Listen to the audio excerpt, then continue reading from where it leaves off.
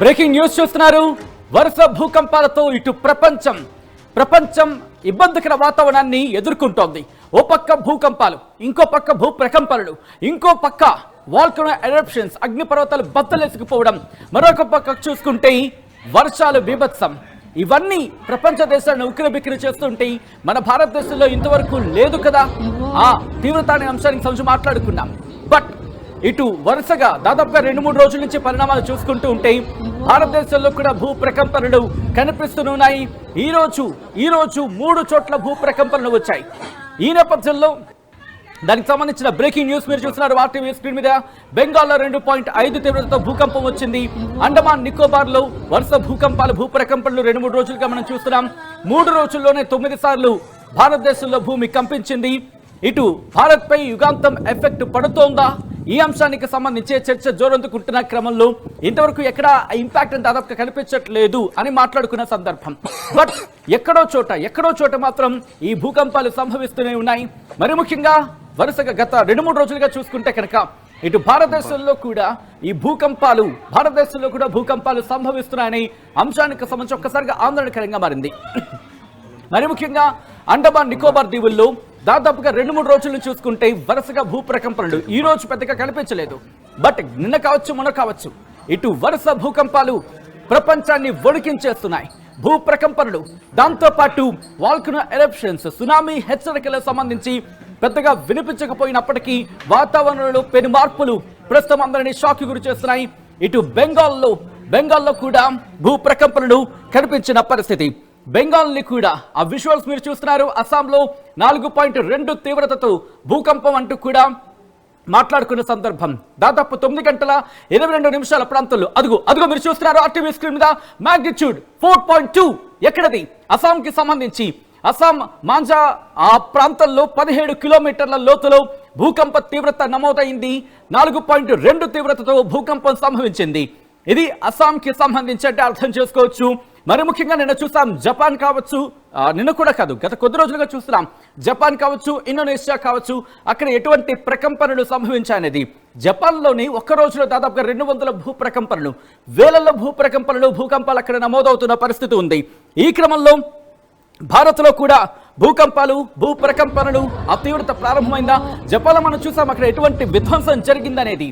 ఆ ఇంపాక్ట్ గురించి మాట్లాడుకుంటున్న క్రమంలో ఇటు భారతదేశంలో కూడా ఆ భూకంపాలు కావచ్చు, భూ ప్రకంపనలు కావచ్చు నమోదు కావడం ఇప్పుడు కాస్త ఆందోళన చెందాల్సిన అంశమా? దీని గురించి ప్రస్తుతం చర్చ జోరందుకుంటోంది. ఈ క్రమంలోని భారత్ పై యుగాంతం ఎఫెక్ట్ మొదలైందా అంటూ కూడా మీ ముందు ఒక పోల్ నుంచే ప్రయత్నం చేస్తుంది ఆర్టీవీ. ఎస్ ఆర్ నో ఒక్కసారి కమెంట్ చేసే ప్రయత్నం చేయండి. భారత్ పై యుగాంతం ఎఫెక్ట్ మొదలైందా అంటే కనుక ఇప్పటి వరకు దాదాపుగా చాలా మంది ఎస్ 100% అంటూ కూడా చెప్పుకొచ్చారు, కమెంట్ చేస్తున్నారు. ఈ క్రమంలోని నో అంటూ ఆ ఫ్లక్చువేషన్ స్టార్ట్ అయింది. కొంతమంది ఎస్ అంటున్నారు, కొంతమంది నో అంటున్నారు. What ever it may be, ఆ భూ ప్రకంపనల తీవ్రత ఇటు ప్రపంచ వ్యాప్తంగా నమోదవుతుంటే భారత్లో కూడా ఈరోజు వరుసగా 3 భూకంపాలు నమోదు కావడం కాస్త ఆందోళన కలిగిస్తోంది. ఒక్కసారి మీరు ఈ మ్యాప్ చూస్తే నా బ్యాక్డ్రాప్ లో ఉన్న మ్యాప్ ని మీరు చూడొచ్చు. ఇది మన భారతదేశం. మీరు చూడొచ్చు ఇటు తెలంగాణ, ఆంధ్రప్రదేశ్, ఒడిశా, ఛత్తీస్గఢ్, మధ్యప్రదేశ్, రాజస్థాన్, ఉత్తరప్రదేశ్, ఉత్తర భారతానికి సంబంధించి ఉత్తర భారతంలో ఆ ఇంపాక్ట్ మనకు కనిపిస్తోంది. ఈ డాట్స్ మీరు చూస్తున్నారు కదా, ఇవి భూకంపం సంభవించిన ప్రాంతాలు. ఇది నేను చెప్తున్న మాట కాదు. ఏకంగా నేషనల్ సెంటర్ ఫర్ సిస్మాలజీ చెబుతోందంటే అర్థం చేసుకోవచ్చు ఇటు ఏ స్థాయిలో ఈ భూకంపాలు కావచ్చు, భూ ప్రకంపనలు కావచ్చు నమోదయ్యాయి. మరి ముఖ్యంగా ఇదిగోండి హర్యానాకి సంబంధించి మనకి ఇక్కడ కనిపిస్తోంది. దాంతోపాటు ఇటు హిమాచల్ ప్రదేశ్కి సంబంధించి కావచ్చు, జమ్మూ అండ్ కాశ్మీర్ కావచ్చు, అలాగే రాజస్థాన్కి సంబంధించి కాస్త మనకు కనిపిస్తోంది, హర్యానాకి సంబంధించి మనకు కనిపిస్తోంది, ఉత్తరప్రదేశ్లో మనకు కనిపిస్తోంది, ఇక్కడ మహారాష్ట్రలో కనిపిస్తోంది, పూణేలో మనకు కనిపిస్తున్నాయి, గుజరాత్కి సంబంధించి మనకు కనిపిస్తోంది. ఇవన్నీ కూడా దాదాపు రోజుల వ్యవధిలోని, ఇదే సంవత్సరాల వ్యవధి కాదు, రోజుల వ్యవధిలోని ఈ భూకంపాలు నమోదయ్యాయి. ఈ నేపథ్యంలో నేను ఒకసారి వైడర్ ఫ్రేమ్లో నేను మీకు చూపించే ప్రయత్నం చేస్తాను. ఎక్కడ, ఎప్పుడు, ఏ తీవ్రతతో, ఎందుకంటే నమ్మశక్యం కాదు. బహుశా ఇదేదో ఫేక్ వార్త అయి ఉంటుంది అంటూ కూడా చాలా మంది కొట్టిపడేసే అవకాశం ఉంటుంది. అందుకే డేటాతో సైతం మీ ముందుంచే ప్రయత్నం చేస్తుంది ఆర్టీవీ. ఎప్పటికప్పుడు ఆధారాలతో సైతం మాట్లాడే ప్రయత్నం చేస్తుంది. ఈ నేపథ్యంలో ఒకసారి డేటా నేను మీకు చూపించే ప్రయత్నం చేస్తాను.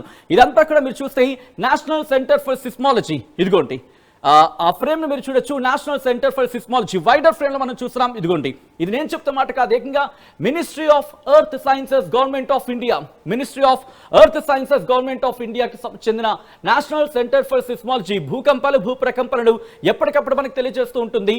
ఆ రిపోర్ట్ ఏం చెప్తుందంటే కనుక ఇక్కడ మీరు గమనిస్తే ఇదిగోండి, ఉత్తర కాశీ ఉత్తరాఖండ్లో 3.2 తీవ్రతతో ఎప్పుడిది 1:07 మధ్యాహ్నం 1:07 కాస్త క్లోజ్ గా వెళ్లే ప్రయత్నం చేద్దాం, సో దట్ లొకేషన్ కాస్త అబ్జర్వేషన్ లోకి వచ్చే అవకాశం ఉంటుంది. కాబట్టి ఇదిగోండి మీరు చూడొచ్చు, ఉత్తరాఖండ్లో ఉత్తర కాశీకి సంబంధించి ఉత్తర కాశీలో 3.2 తీవ్రతతో ఇక్కడ భూకంపం సంభవించింది, భూ ప్రకంపనలు సంభవించాయి.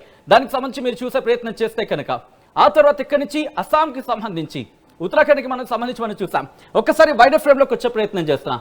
వైడర్ ఫ్రేమ్లోకి వచ్చి ఒక్కసారి దీని డీటెయిల్స్ చూద్దాం. వైడర్ ఫ్రేమ్లోకి వచ్చి ఇదిగోండి ఉత్తరాఖండ్కి సంబంధించి ఇదిగో ఇక్కడ డీటెయిల్స్ ఇవ్వడం జరిగింది, ఎక్కడ ఎంత స్థితిలో సిచ్యువేషన్ ఉంది అనేది. ఈ నేపథ్యంలో మధ్యాహ్నం 1:07 భారత కాలమానం ప్రకారం ఈ భూ ప్రకంపనలు కావచ్చు భూకంపం కావచ్చు సంభవించింది. దీంతో పాటు మ్యాగ్నిట్యూడ్ అండ్ డెప్త్, మ్యాగ్నిట్యూడ్ 3.2 తీవ్రతతో 5 కిలోమీటర్, డెప్త్ 5 కిలోమీటర్లు. ఈవెంట్ స్టేటస్ రివ్యూడ్ అంటూ చెప్తున్న సందర్భంలో ఒక్కసారి ఇంటెన్సిటీ మ్యాప్ నేను ఒకసారి ఇక్కడ క్లిక్ చేస్తున్నాను. సో క్లిక్ చేసిన తర్వాత ఒకసారి వైడర్ ఫ్రేమ్కి వెళ్దాం, సో దట్ మనకి ఆ ఇంటెన్సిటీ ఫ్రేమ్ ఇదిగోండి మీరు చూడొచ్చు, ఆ ఇంటెన్సిటీ ఏ స్థాయిలో ఉంది అనేది.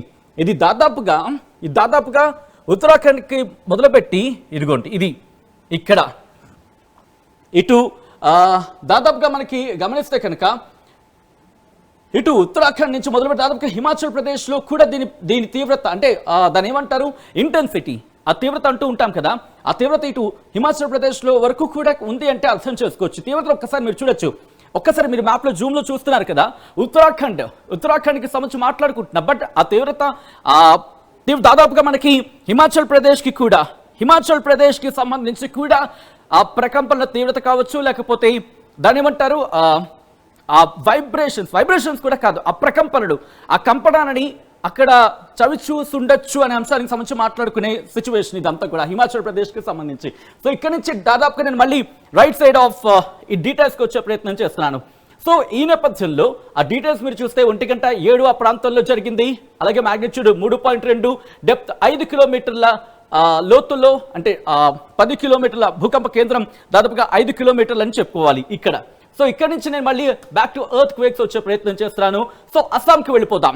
అస్సాంలో ఏకంగా 4.1 తీవ్రతతో ఇక్కడ ఈ భూ ప్రకంపనలు కావచ్చు భూకంపాలు కావచ్చు సంభవించిన పరిస్థితి ఉంది. సో ఇక్కడ డీటెయిల్ గా చూసే ప్రయత్నం చేద్దాం. అస్సాంలో సంభవించిన భూకంపం ఆ తీవ్రత ఎక్కడి వరకు వెళ్ళింది అనేది ఒకసారి చూసే ప్రయత్నం చేస్తే ఇదిగోండి, ఉదయం 9:22 ప్రాంతంలో అస్సాంలో ఈ భూ కంపం కావచ్చు భూ ప్రకంపనలు కావచ్చు సంభవించాయి.